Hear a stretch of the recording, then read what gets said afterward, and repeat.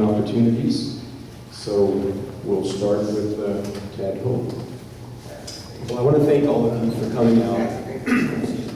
Thank all of you for coming out and listening to all of the candidates and their positions. And I really do enjoy this. I wish, I should say, that we would do more of this, whether it's candidates or whether it's parents or whether it's educators, to get together in forums like this and fill all these seats.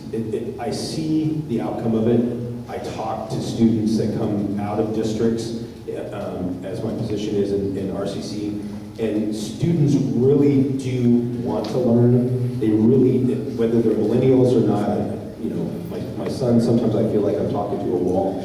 But the bottom line is, when it comes down to something that they're passionate about, something that where you remove yourself from the situation and you're really listening to that individual, it comes out. Their excitement is invigorating, and it's kind of addictive as well. And I want to see that in our students. I want to see that higher expectations set as far as rigor is concerned, because I really have confidence, and I'm passionate about the fact that they can do it. I'm going to leave you with this. I had a student that did not come from this district, that was in my Business 10 class at RCC. This individual was a minority, came to me and said, I have never ever written an essay all the way through high school. And I thought to myself, well, is it because you're not understanding English? Is it because you don't know how to write? Like, what's the situation? He said, well, all of my friends wrote essays for me. And he said, but I'm really impressed with the fact that you're taking the time to talk with me. Can you please help me learn how to write an essay? Salvador is his name, is part of the Honor Society now at RCC, and he graduates this coming semester.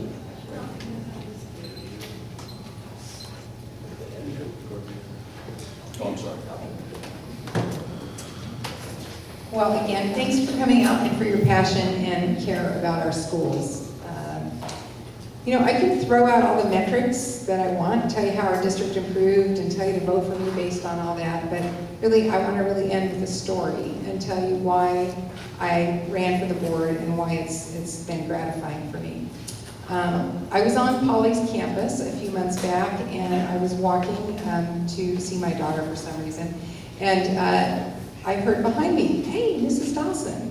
And I turned around, and there was a girl there, and I recognized her from Lincoln High School. She was our board rep from Lincoln. And I said, hey, so-and-so, what are you doing over here? And she said, I made up my credits. I get to graduate with my class this year.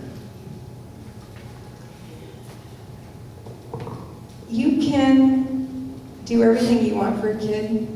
We can give them a diploma, but the hardest thing we can do is give them hope and an outlook for the future. And that's why I ran for the board in the first place. I want to give our kids something that they have to look forward to. I want our community to support them. And that's why I've been endorsed by so many people in the community, the teachers, the firefighters, the police officers, the classified employees, the city council, the rest of my board. They've seen what I've been able to do over the past 4 years. They have confidence in me. They know that I'm not just a talking head, that I'm a problem solver. And I'm here to give kids hope. And I hope you will work with me in a second term so that we can all work together. Thank you. Being involved in education has been a gift to me. Not just because I've been deeply involved in my own kids' lives, but because I have had the opportunity to realize the value of thousands of different students and thousands of different families. And I never had that eye-opening experience growing up. And it's been extremely valuable to me. I think what is heartbreaking is, as I travel to see the differences in opportunities that are offered to kids. And I don't just mean STEM or arts or curriculum. I mean an attitude about kids on campus. I mean encouraging kids on campus. I mean asking all kids, not just what comes next, but what college are you going to? What career plan do you have? happening now for you since it's October. I serve on my football boosters, and one of our young gentlemen, Anthony, came up. They call me Mama Boomer. It's my son's nickname. And Mama Boomer, why are you here all the time? Why are you working all the time? Because, Anthony, you're important. Because, Anthony, you need to know that your future is beyond what you have today. And I want to be part of making sure that all of our students have equal opportunities to know that their tomorrow can be better than today. Poverty won't change in a year from now or 2 years from now, but certainly our kids who are in elementary school today have a chance to change their lives, and it would change our communities and our cities. Thank you again for the league for hosting this and your partners. Thank you, my wife, for coming. I appreciate it. I have an urgency in this office. I think that of all the political offices you've been running for, there is none more important to have a sense of urgency than on a school board. Congress can debate gun laws since I was a kid. And they can debate gay marriage and all that. But Sherry, the Orville there, she only has 182 days to get a lesson across to a child in the 3rd grade. And then the next time. And we spend so much time in education on testing ideas. You know, Mark Twain, I don't, every time I go to a school board meeting, I remind myself what Mark Twain said. He said that God created ignorance, and on the next day he improved upon it by creating the school board.